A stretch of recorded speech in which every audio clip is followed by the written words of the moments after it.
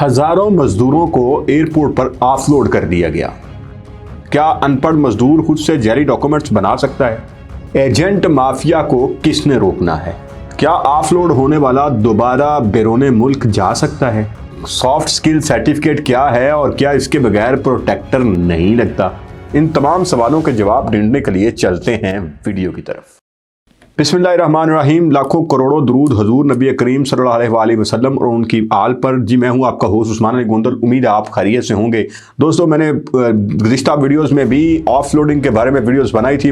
आपको बताया था कि किस तरह से बेदर्दी से हमारे जो ओवरसीज हैं, हमारे मजदूर भाई जो यहाँ से जाते हैं और उनको एयरपोर्ट के ऊपर ऑफलोड कर दिया जाता है। पिछले दिन की अगर मैं बात करूँ तो एक ही दिन में 300 से ज्यादा अफराद को लाहौर से ऑफलोड कर दिया गया। इसके अलावा इस्लामाबाद, कराची और पेशावर, इवन अब पाकिस्तान के तमाम एयरपोर्ट्स के ऊपर वही ट्रेंड चल रहा है ऑफलोड का। और इस बहुत सारे मुसाफिर एहतजाज में हैं और ये एहतजाज जो कि फिर दोबारा से हमारे पाकिस्तान का ही बदनामी का बायस बन रहा है, क्योंकि जो फॉरेनर्स आते हैं वो वहां पे देखते हैं कि आगे एयरपोर्ट के ऊपर लाइंस लगी होती हैं और लोग खजल खराब हो रहे हैं, जलील हो रहे हैं। तो इस बारे में डिटेल से तय के अंदर जाने की कोशिश की।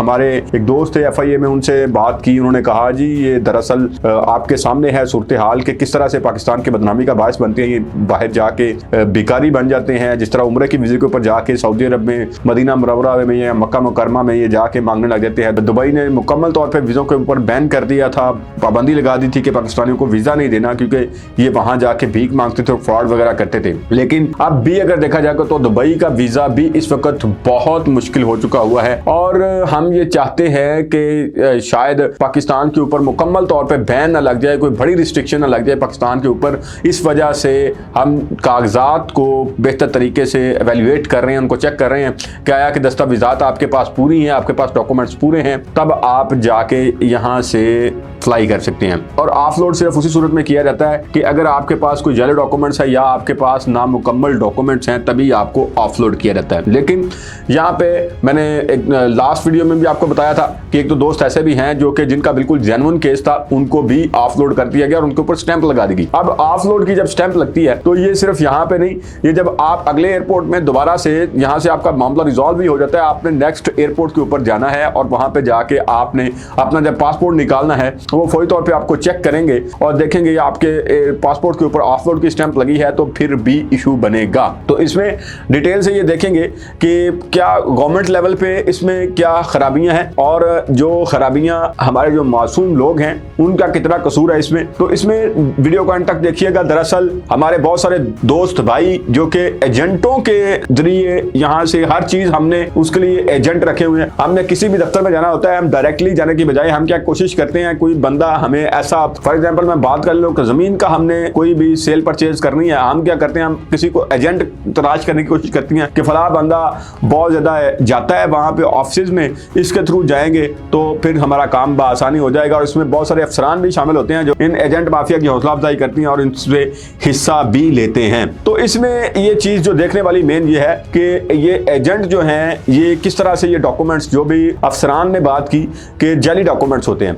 अब ये जो जाली डॉक्यूमेंट्स हैं ये बनते कहां से हैं, ये कौन बनवा के देता है? मेरी यहां से हकामे वाला से ये रिक्वेस्ट है कि जब आप डॉक्यूमेंट्स चेक करते हैं, किसी भोले वाले एक अनपढ़ आदमी के डॉक्यूमेंट्स हैं, उसको नहीं पता कि डॉक्यूमेंट्स ये कहां से बनते हैं, उसको किसी ने तो बना के दिए ना। आपको चाहिए कि इसको पीछा करें कि इसको ये डॉक्यूमेंट्स बना के किसने दिए। कोई मैकेनिज्म ऐसा बनाना चाहिए कि असल जो वो एजेंट माफिया है जो कि लोगों के मुस्तकबिल के साथ खेल रहे हैं, जो हमारे मुल्क के मुस्तकबिल के साथ खेल रहे हैं, जो हमारे मुल्क के नाम के साथ खेल रहे हैं। कितनी बड़ी बदनामी का बायस बनता है कि एक बंदा यहाँ से फ्लाई कर जाता है और वहां पे जाके वो दुबई में या सऊदी अरब में वो वहां पे जाके भीख मांग रहा होता है या वहां पे वो कुछ फ्रॉड करता है। फॉर एग्जाम्पल अभी मेरे सामने एक केस आया जो मैंने सोशल मीडिया के ऊपर पढ़ रहा था। उसमें यह था कि जनूबी पंजाब में एक गाँव था, वहां का एक बंदा ये करता था, एजेंट था, वो ले जाता था यहाँ से बुजुर्ग आदमी को दुबई में ले जाता था। दुबई में ले जाके वहां पे उस बंदे के नाम पे कर्जा निकलवाया जाता था और उस चाचे को जिसकी उम्र काफी हो चुकी होती थी उसको वापस पाकिस्तान भेज दिया जाता था। तो और वहां पे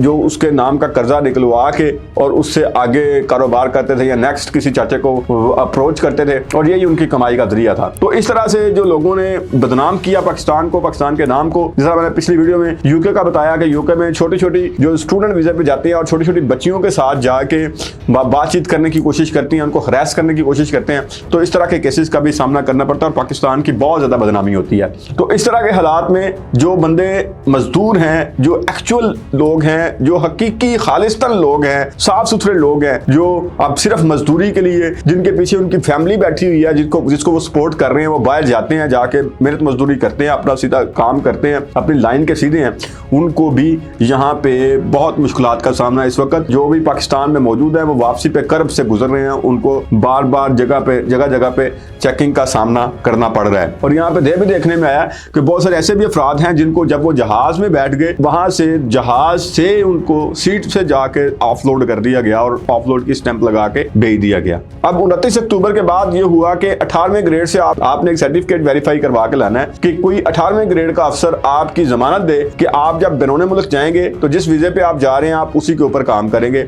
आप विजिट वीजे पे जा रहे हैं, आप विजिट करके वापस आ जाएंगे। खास तौर पे ये वर्क वीजे के लिए है, तो इसमें थोड़ी सी पढ़ाने की भी जरूरत है। आप अगर ये फर्स्ट चीज है, अनपढ़ जो जाहिल किस्म के एजेंट्स हैं, ये इनका अपना एक्सपीरियंस होता नहीं है। ये बाहर से इनका कोई भाई बैठा हुआ है, कोई बाहर दोस्त बैठा हुआ है, वो इनको वीज़ा भेजता है, ना इनको पता है कि वहाँ के हालात क्या हैं, किस तरह से इसको मैनेज करना है, या एयरपोर्ट के ऊपर कैसे कोई सवाल पूछता है तो उसका जवाब क्या देना है, और कौन सा डॉक्यूमेंट्स किसको दिखाना है, कौन सा डॉक्यूमेंट्स ओरिजिनल है आपके पास और कौन सा इन्होंने फेक बनाया हुआ है। जो ये फेक डॉक्यूमेंट्स बना के भेजते हैं, इनके ऊपर दहशतगर्दी का पर्चा होना चाहिए, क्योंकि ये दहशतगर्द हैं जो कि एक तो इन्होंने अपनी दहशत फैलाई हुई है मुल्क के अंदर, जो हमारे मासूम लोगों को लूटते हैं, डकैती करते हैं। ये दूसरा, ये जो फेक डॉक्यूमेंट्स बना के दे रहे हैं, और मजदूर वो बेचारा जो कि बाहर जाने के चक्कर में लाखों पहले यहाँ पे लुटा चुका है, जब वो टिकट भर के एयरपोर्ट के ऊपर जाता है और वहां से उसको पता चलता है कि ये इसकी तो डॉक्यूमेंट ही फेक है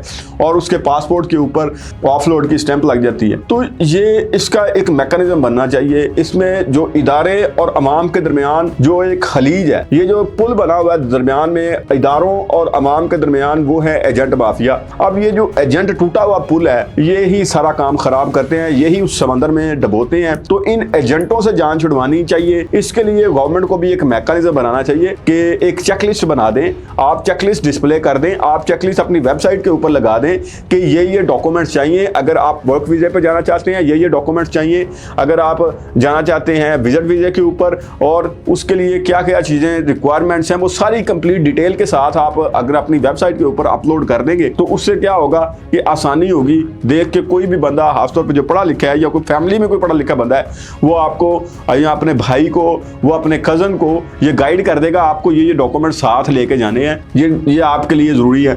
जिस तरह प्रोटेक्टर के लिए एक सर्टिफिकेट जरूरी हो गया है, सॉफ्ट स्किल ट्रेनिंग है, सॉफ्ट स्किल ट्रेनिंग का एक सर्टिफिकेट है जिसमें आपकी अखलाकी, आपकी जुबान के हवाले से, ट्रैफिक कवानीन के हवाले से, जिस मुल्क में आप जा रहे हैं, एक आपको सर्टिफिकेट चाहिए, वो आपने सर्टिफिकेट करना है। और सर्टिफिकेट के जब आप हासिल कर लेंगे, वो आप जब जमा करवाएंगे तभी आपका प्रोटेक्टर बनेगा।